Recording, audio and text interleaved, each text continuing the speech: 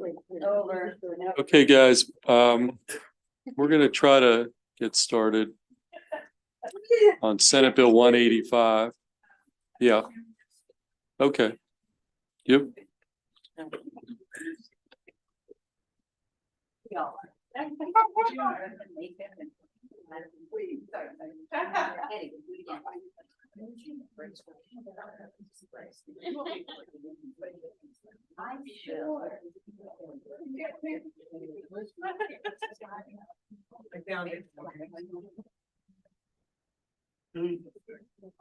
Sorry, I'm just trying to work out.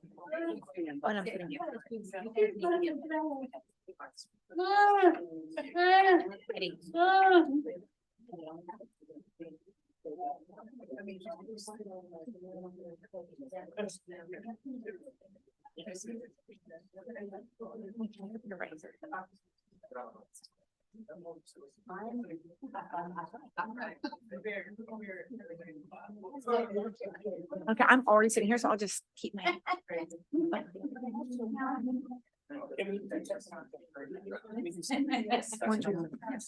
Yeah.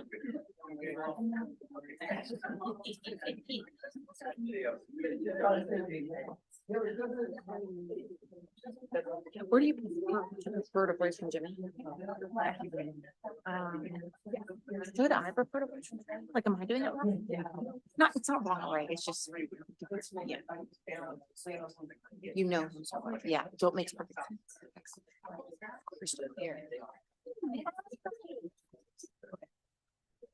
I'm happy to stay here, and when if we switch, whenever, then you just voice for Jimmy and we'll just.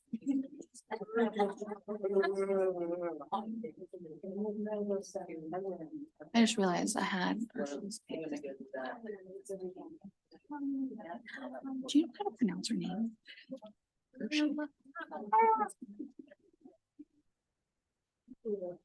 Thank you all so much. I know it's been a really long day, and I appreciate it. You will be heard, and you will be seen, and how important this is to you is understood. We're just reducing the number, just because, you know, you don't want people tired and hungry when considering legislation. But I will give you all an opportunity to stand up so that you can be seen. Okay.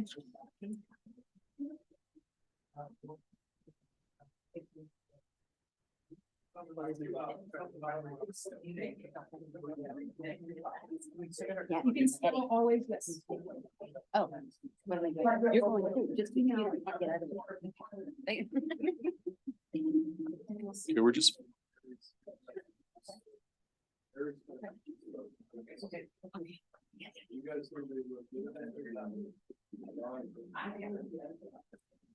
All right.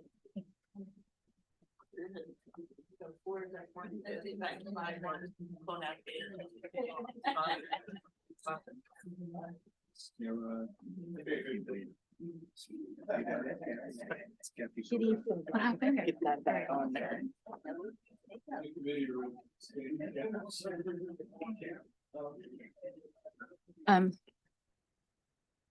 Will you tell everyone who's going to testify to come up? They should come up. So Ursula, DeBerry, Jacob, Eddie Martinez. Okay.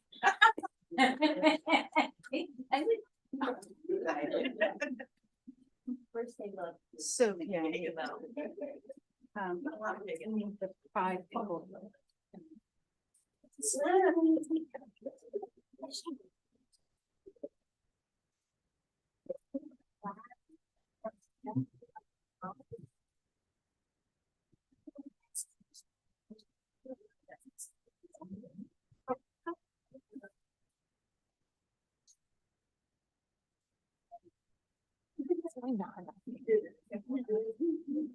Oh.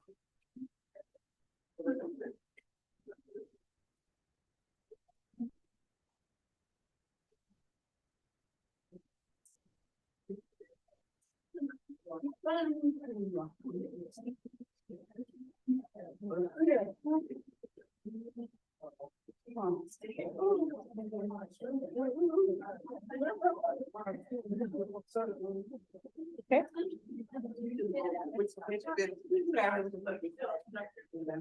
Mr. Chair, we're ready. Okay, we ready? Okay, folks, committee members, why don't you take your seats? We're on the final bill for today, which is Senate Bill 185, and we've got Senator Washington. And Senator, you have certain designated sponsored panelists, but why don't you tell us Yes. who yes. you have, who you'd like to have up there, and Thank you so much. that will be helpful. It is good. For the record, Senator Mary Washington here presenting the office, Senate Bill 185, Office of Deaf and Hard of Hearing, Deafblind Co-Navigation Services Program Establishment. Honored to be here, Senator Mary Washington, and we will be hearing as a part of our panel, Ursula DeBerry, Jacob Leffler, Eddie Martinez, Kitty Fogarty, Sarah Nielenson, Andre Pellerin, and Meredith DeSoma. Now, colleagues, I want you to know that, first of all, I appreciate your willingness to accommodate and to make important and special accommodations so that we could have this hearing. So that the people before you and as many as an additional 20 have the opportunity to make their case to you in person, to be seen and heard. The hearing in the House, there were over 40 people testified about the importance of establishing this navigation. They were here in person. For our hearing, 20 people had planned to speak directly to you, but in the interest of time and facilitating dialogue with the primary panel, they've agreed by consensus to allow these 7 to represent their interests here. However, I would like an opportunity, if they choose, to just stand so you can see all those who came here to speak before you on this important issue. So if they would, Mr. Chair, could that happen if they want to? Absolutely, yes.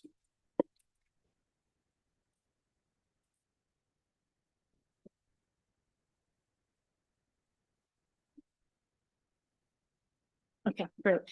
Thank you. And also in the interest of time, I'll just cut to the chase, and individuals here will explain why it's important to establish a deafblind co-navigator. I want to note that people who are deaf-blind describe themselves using several terms, which include deaf-blind, DB, dual sensory impairment, and blind deaf. Throughout my testimony, I will be referring to this community as deaf-blind, but I honor and respect that each individual's preference for identification. Marylanders who are deaf-blind, which means they have combined vision and hearing loss, deserve to lead dignified, independent, and autonomous lives. That is the purpose of this legislation. A co-navigator is someone who is trained to work one-on-one with people who are deaf-blind to provide visual and auditory information about the environment and to help facilitate everyday activities like grocery, writing checks, or attending. A co-navigator does not make decisions for deaf-blind individuals. A co-navigator is simply, but very importantly, someone who guides a deaf-blind individual throughout their daily life. As we've all been reminded that we have a tight budget. However, we notice an example of in the Department of Health, they are actually requesting $250 million less dollars for its 225 fiscal year budget, and looking for opportunities to fund this co-navigation program. This important program does exist. It would be life-changing the deafblind community has a specific set of concerns that are different than than any other members that have differently abled issues. And so they want to make the case today specifically about why we need to create a co-navigator just for this community. So they are here best to tell their story. So I will turn it over to my panelists. And we're going to start with Jacob. Jacob is Vice President of the Maryland Association of the Deaf. And then after that will be Ursula DeBerry. And then after that, they can decide who goes next. Thank you.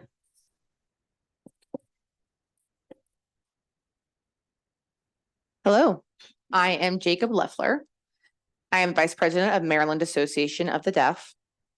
MDAD is a statewide organization that protects deaf, blind, and hard of hearing people's rights in terms of accessibility and equality in the state of Maryland.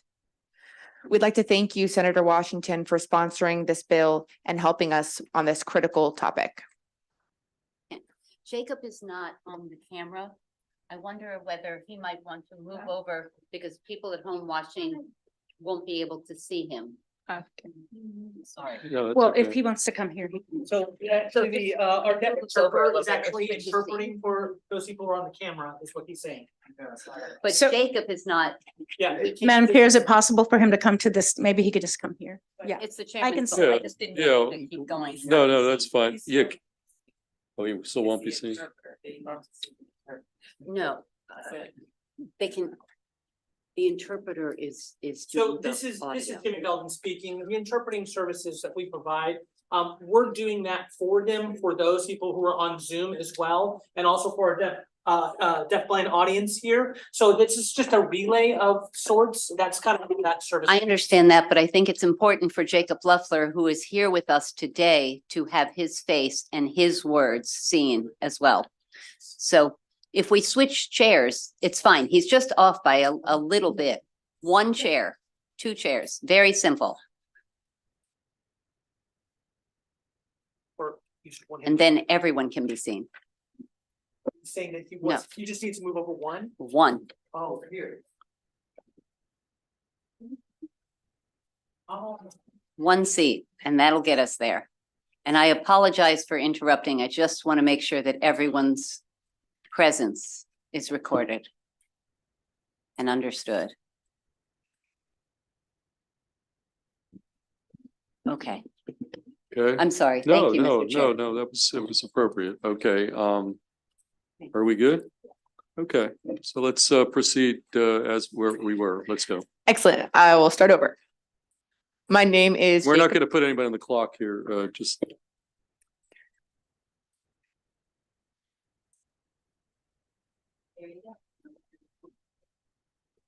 All right, wonderful. My name is Jacob Leffler.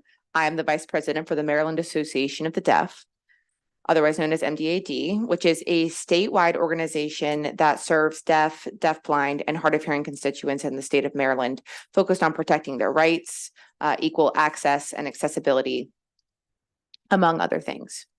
We support this bill strongly, and we thank Senator Washington for her sponsorship of this critical bill and critical issue within our community. There are 1.2 million deaf and hard of hearing constituents in the state of Maryland. There are 32,000 deaf blind people living in the state of Maryland. At MDAD, we hear many stories about the lives of deaf blind people, where their lives have been endangered and where they are at risk in just doing errands and other tasks of daily living. Co-navigators provide visual and environmental information to deafblind individuals. Co-navigators go through specific training that allows them to facilitate this communication with deafblind people and assist them when doing errands. Many of us have worked as volunteers, giving up our time in order to support the deafblind community acting as co-navigators in a non-official capacity. It's time for the state of Maryland to recognize the service and labor of co-navigators and pay them for their work. A deafblind person could be killed by a train, a bus, or a car, just in something as simple as going for a walk outside. Without co-navigators, a deafblind person could accidentally take the wrong medication. Maybe they're given the wrong prescription at the pharmacy and they're not able to see the label or the pill. It's time for the state of Maryland to recognize the needs of the deafblind community, and we look forward to seeing this state be the first state to pass this law. And I encourage you all to support this bill strongly. Thank you. Okay, thank you. Who's going to be next? Ursula? Yes.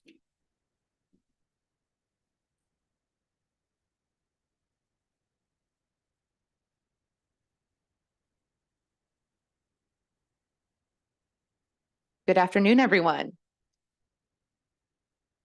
Chair, it's an honor to meet you. It was an honor to meet you yesterday. I'm honored to sit before all of you, officers and vice chair, of course. You are very important as well. I am Ursula DeBerry. This is my sign name. Hello, nice to see you as well. I have a long history of supporting SSPs, which are support service providers. They provide services for the deafblind community. It is an honor to be here in support and on behalf of the Governor's Office of the Deaf and Hard of Hearing as their acting director. In this testimony, I would like to say I support the CN program, the Co-Navigator program.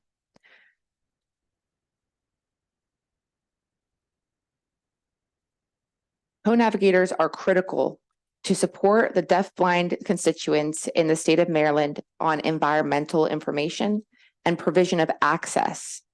As Senator Washington mentioned, I am also in full support of that as well, that this afternoon, you see many, many deafblind folks here in this room and on Zoom as well.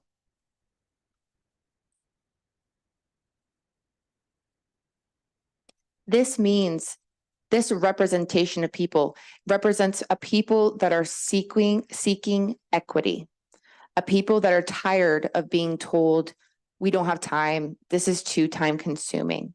We have a mother here today to provide witness of a deafblind person who wants to share her story and what impact and how her child's deafblindness impacted her life. Deafblind people should not feel like they are a burden.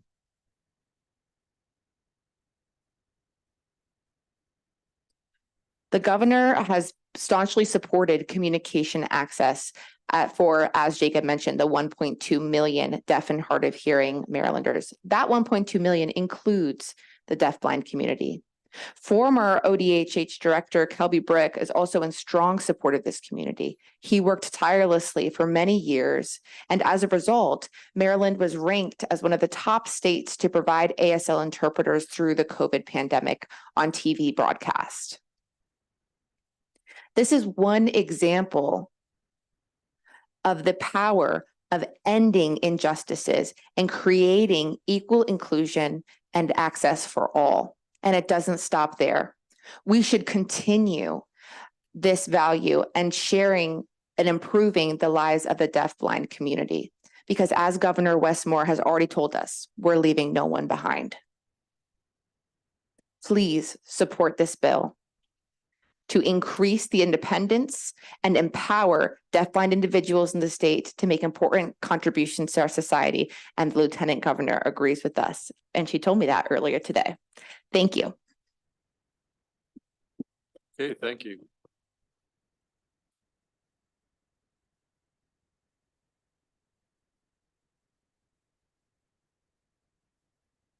Okay, who's next?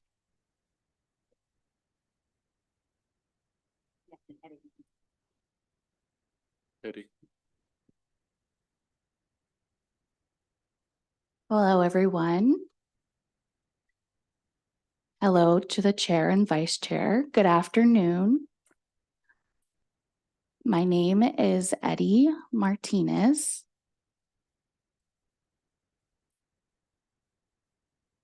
So I was born deafblind and have been deafblind ever since. I experienced many challenges. Without a co-navigator, I had to rely on family members or friends, people to volunteer to support and act as a co-navigator. It is always a challenge to schedule that. When I go to the grocery store, I need a co-navigator with me because I am profoundly blind. I cannot see the prices. I cannot see food labels. I don't want to just trust the food that I was handed because I do have allergies. And so I need a co-navigator with me. It is vital. There is a high number of deaf-blind people who live in the state of Maryland. And they rely on those co-navigators for various purposes of just functioning in their everyday lives. For example, transportation, going for a walk, enjoying events, socializing with friends, going to church, going to the bank. There are many different places where we need access and use a co-navigator. And this is an issue of human rights. We are all the same and we should be equal. So I am here to testify to ensure that the deaf-blind community is treated equally. And one more comment I would like to add. I am the chair of this project, the lead of the bill of the committee. I planted the seed. And that has impacted this bill. Our committee has grown in our number of individuals, and people have seen the need and the demand of this critical role. So I would like to thank Senator Washington specifically for being a critical person in supporting this bill. We appreciate your time and your support in this bill. And thank you for your time. Thank you. Thank you.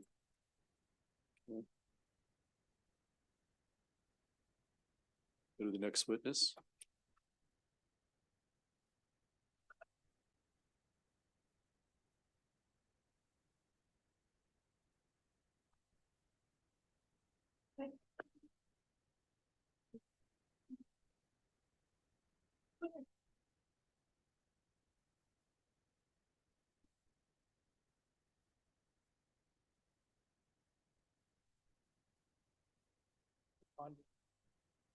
We have Andre here on Zoom. I see Andre, but Andre is okay. We've got Andre. Hold on one second. Okay. Tell us when you're ready. Andre can proceed whenever he wants to. Okay.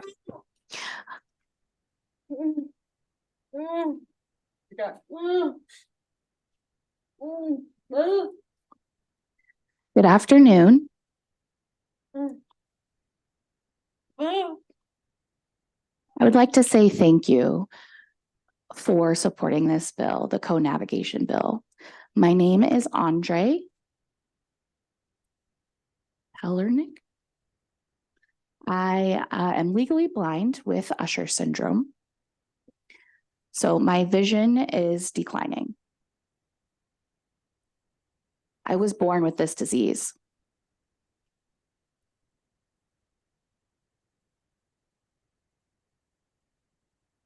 For a while, I have been in need of a co-navigator, and I've had to rely on friends, my partner, and many people in the community. But sometimes I'm not able to get someone to help me. And my vision has been decreasing, so I've been relying on co-navigators to go shopping, to go to the doctor's office, to go to various galleries. I'm an artist myself, so I enjoy going to see other people's artwork.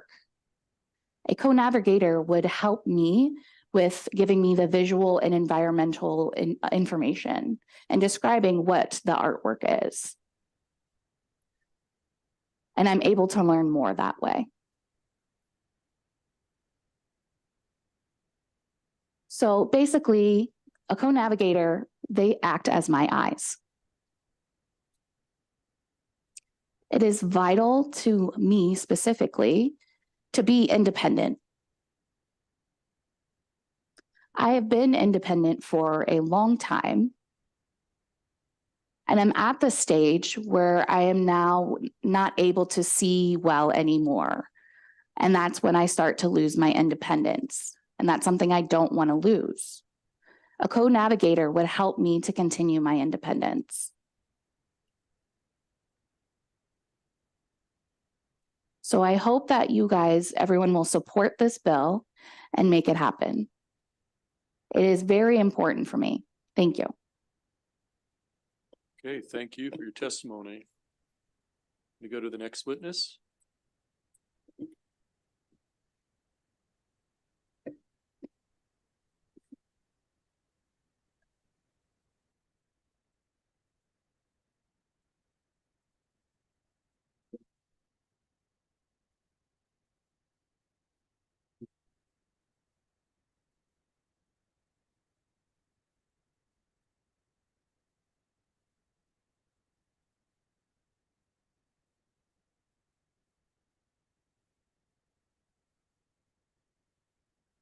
Hello, Chair and Vice Chair and committee members. My name is Catherine Fogarty. And I am here to say that I am deafblind.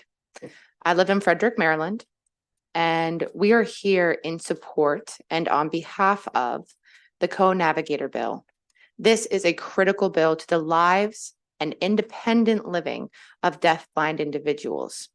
We can't always rely on our family, friends, peers, or businesses to provide us with the resources and support we need.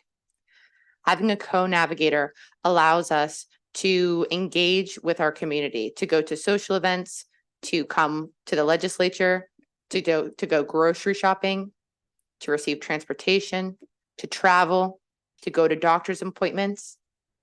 These are just a few examples of why it's so critical for us to have co-navigators in our lives so that we can have independence, so that we don't have to ask our aging parents to help us, so that we can go to the grocery store, so that I can make my grocery list and go to the grocery store and get what I need. I don't want to take Uber and Lyft because these are not safe for me. I need a co-navigator. I feel more comfortable working closely with women. I'm scared of having a man driver in an Uber or a Lyft. I would much rather work with a co-navigator, someone I know, so I can travel safely, someone who knows how to guide me, someone who is familiar with working with deafblind people. For example, going to travel or flying, I like to go with a woman because I feel more comfortable with that. I've had bad experiences in the past. And so I really hope that you support this critical bill and hope you have a wonderful day. Thank you. Okay, thank you very much. We're going to go to our next witness.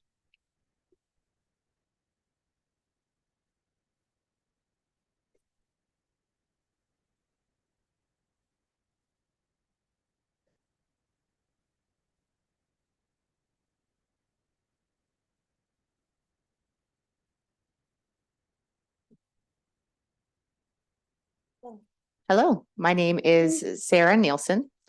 I am deaf and blind. I'm deafblind. I've been that way since I was born.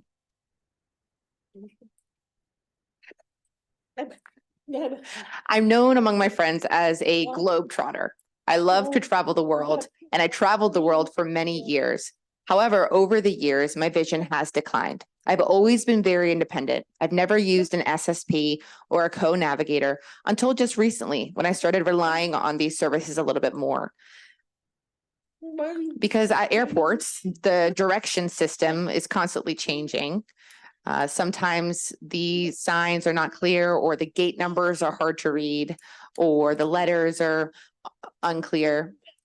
And of course, looking at a big screen with tiny little flight numbers and flight names are just out of the picture in terms of arrivals and departure times. Those can be very complex to navigate. And so in this type of situation, it can be very stressful in large and complicated airports, just like with large train stations. It's almost impossible to keep track of which gate I'm at because the gates are always changing. And the same thing happens at the airport. I depend on co-navigators and SSPs, not only for travel related things, but for my daily life, for going out and living in my community.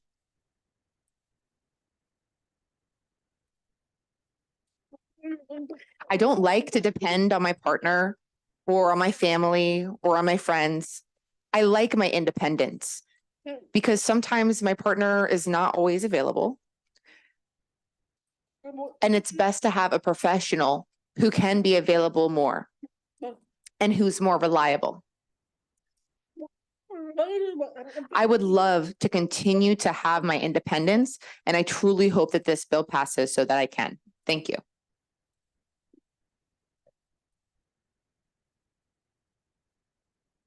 Okay. Do we have additional witnesses? Yes, we do. Okay, you're gonna have to move, we're gonna have to move one seat so we can see you. Yeah.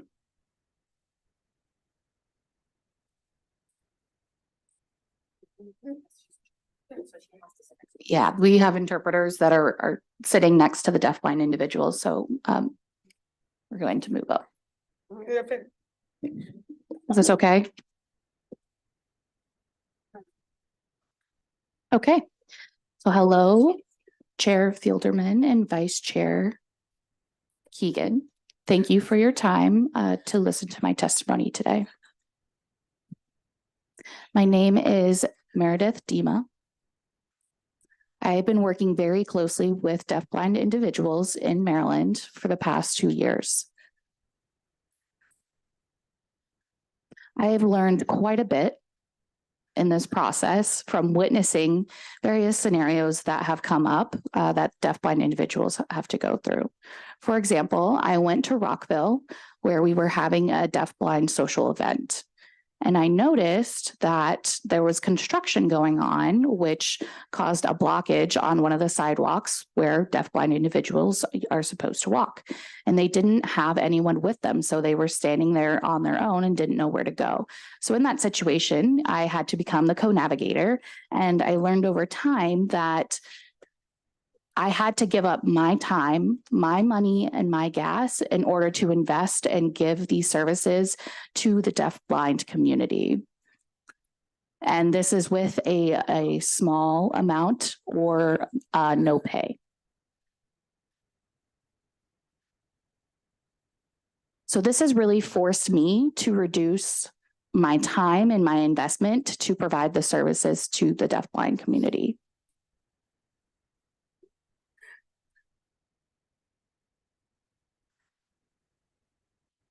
So in my eyes and in my heart, it is not fair and it is an injustice for deafblind individuals to not have that independence of being able to go out in the community and do their errands outside of their home without a co-navigator. It is time for the state of Maryland to acknowledge the deafblind community and the service they need. Thank you for your time, for listening to my testimony, and please support this bill.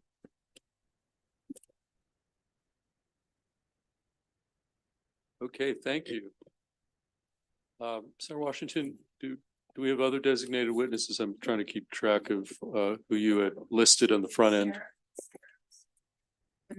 We have an additional witness? There's a woman that wanted to speak about the experiences of her daughter, I believe. You're okay? Okay, all right, so. Okay, so with that. Okay, that's it, yes. So with that, Okay, one any other- questions? Yes, I think this is her back here. Yes, we do have one right. We have one more witness. Yeah, okay. that's what I. fair enough. So why don't you come on up? If you could actually maybe just stand there. I think that works. Maybe not perfectly. Right. Okay. Hello, everyone. Hello to the chair and vice chair in the committee. I am Eleanor Brown.